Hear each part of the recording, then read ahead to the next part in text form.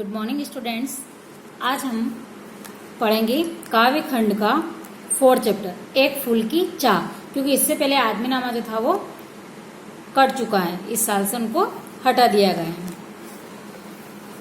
एक फूल की चाह लिखा है सियाराम शरण गुप्त। हम इनका जीवन परिचय पढ़ेंगे। सियाराम शरण गुप्त का जन्म झांसी के निकट चिरगांव में सन 1895 में हुआ था। राष्ट्रकवि मैथिली शरण गुप्त इनके बड़े भाई थे। गुप्त जी के पिता भी कविताएं लिखते थे, इस कारण परिवार में भी माहौल वही था कि सभी कविताएं करते थे। मैं ही इन्हें कविता के संस्कार स्वतः प्राप्त हो गए, परिवार से ही उनको कविता लिखने के संस्कार प्राप्त हुए। गुप्त जी महात्मा गांधी और विनोबा भावे के विचारों के अनुयायी थे, उनके विचारों से प्रेरित थे। इनका संकेत इनकी रचनाओं में भी मिलता है। गुप्त जी की रचनाओं का प्रमुख गुण है कथात्मकता, वो कथा के रूप में कविताएं लिखते थे। उनकी कविताएं काफी लंबी होती थी। इन्होंने सामाजिक कुरीतियों पर अंधेरा हो गया इन्होंने सामाजिक कुरीतियों पर करारी चोट की है। देश की ज्वलन घटनाओं और समस्याओं का जीवन चित्र इन्होंने प्रस्तुत किया। देश में किस तरह की परिस्थितियां हैं, किस तरह की घटनाएं हैं, वो उन्होंने उजागर किया है। इनके काव्य की पृष्ठभूमि अतीत हो या वर्तमान, उनमें आधुनिक मानवता की करुणा, यातना और द्वंद समन्वित रूप से उभरा है। सारी बातों को उन्होंने अपनी कविताओं में उबारा है, चाहे अतीत हो या चाहे वर्तमान। सियाराम शरण गुप्त की प्रमुख कृतियां हैं मौर्य विजय, आर्दा, पाथे, मृण्मयी, उन्मुख, आत्मोत्सर्ग, दुर्वादल और नकुल।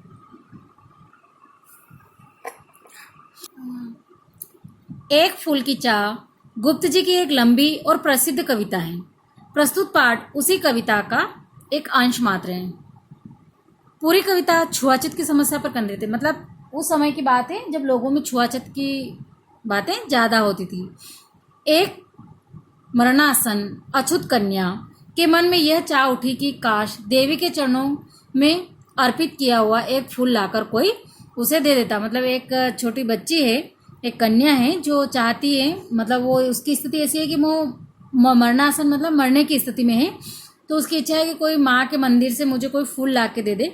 कन्या के पिता ने बेटी की मनोकामना पूरी करने का बीड़ा उठाया। वह देवी के मंदिर में जा पहुंचा, देवी की आराधना भी की, पर उसके बाद वह देवी के भक्तों की नज़र में खटकने लगा। मानव मात्र को एक समान मानने की नसीहत देने वाली देवी के सवर्ण भक्तों ने उस विवश, लाचार, आकांक्षी मगर अछूत पिता के साथ कैसा सलूक किया? क्या वह अपनी बेटी को फूल लाकर दे सका? यह कविता का मार्मिक अंश ही बताएगा। इसमें ऐसा बताया गया है कि एक कथात्मक स्टोरी है ये, कि किस तरह एक बच्ची अपने पिता से कहती है कि मुझे मंदिर का, माँ के चरणों का फूल ला दो, पर पिता जब उस फूल को लेने जाता है तो वो फूल ला पाता है या नहीं ला पाता, उसकी बेटी की आखिरी इच्छा पूरी कर सकता है या नहीं कर पाता है, ये हम कविता के माध्यम से समझेंगे। एक फूल की चाह। उद्वेलित कर अश्रु राशियां, उद्वेलित कर उजागर कर, अश्रु राशियां आंसुओं से भरी पीड़ा, हृदय चिंताएं हमारे मन के अंदर की चिंताएं धधका कर बाहर निकला कर, महामारी प्रचंड हो। उस समय की बात है जब बहुत ज़्यादा महामारी फैली हुई थी प्रचंड रूप से। जैसे आज के दौर में कोरोना फैला हुआ है ना, वैसे उस समय की बात है जब मैथिली सियाराम शरण गुप्त के समय में जो एक महामारी फैली हुई थी वो बहुत ही प्रचंड भयंकर रूप में फैली हुई थी, फैल रही थी उधर उधर। क्षीण कंठ, मृत वसनाओं का कंठ सूखा जा रहा था, और मृत वसना माता के जो भक्त थे, या यहाँ ऐसा बताया गया है कि जो बेटी है उस पिता की, वो उस बेटी के प्रति चिंता व्यक्त कर रहा है। मृत वसनाओं का करुण रुदन, करुणा से, दया से भरा हुआ रुदन, दुर्दांत नितांत, मन में व्याप्त चिंताएं भरे हुए था निज कृश रव में। हमारे शरीर में उसके जो मन के अंदर जो चिंताएं भरी हुई थी, भरे हुए था निज कृश रव में हाहाकार अपार अशांत, चारों तरफ हाहाकार फैला हुआ था, अशांति फैली हुई थी। तो पिता को एक कहीं न कहीं चिंता सता रही थी उस महामारी की।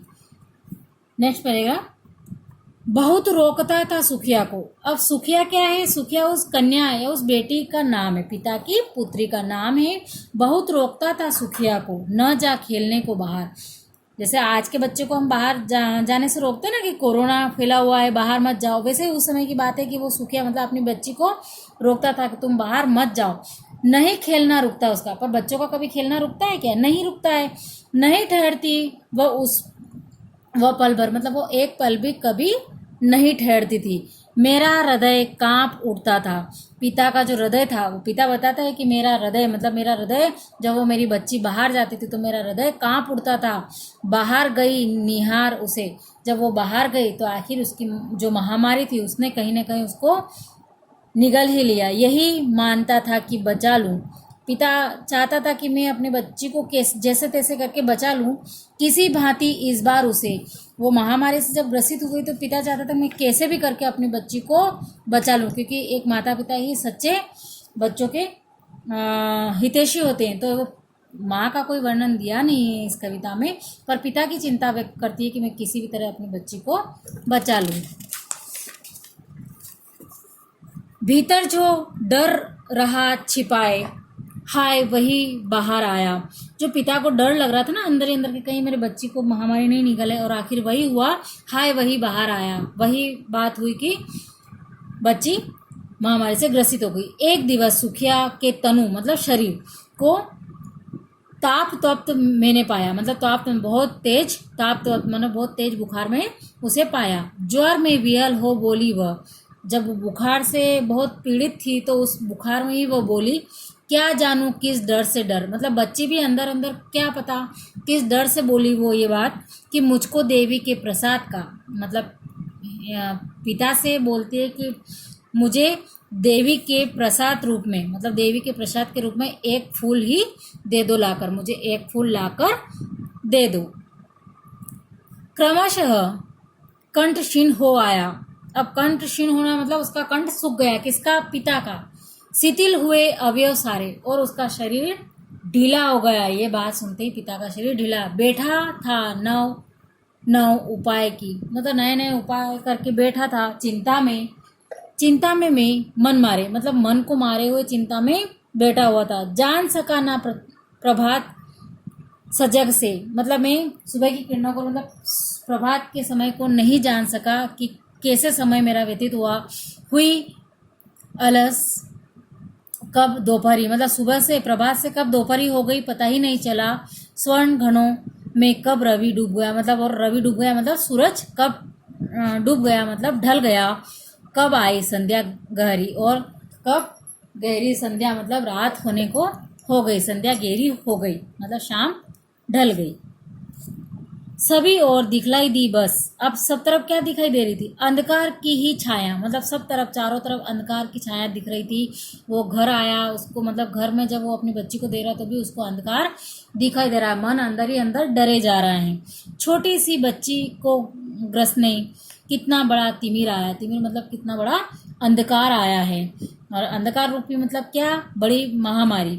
ऊपर विस्तृत महाकाश में जलते से अंगारों से, मतलब आकाश में, महाकाश में बहुत बड़े विशाल रूप में जलते से अंगारों से, अंगारों की तरह झुलसी सी जाती थी आंखें जगमग जगमग तारों से, मतलब आंखें टिमटिमाते हुए बस जूझ रही है, देख रही है, सोच रही है, जगमग जगमग जगते तारों को निहार रहा है और सोच रहा है, और अपनी बच्ची के प्रति वो चिंतित हो रहा है। अब हम आगे की पोयम जो है वो नेक्स्ट वीडियो में पढ़ेंगे। आप इसको पढ़ें और बार बार इस पोयम के लाइनों को समझें। Okay, have a nice day.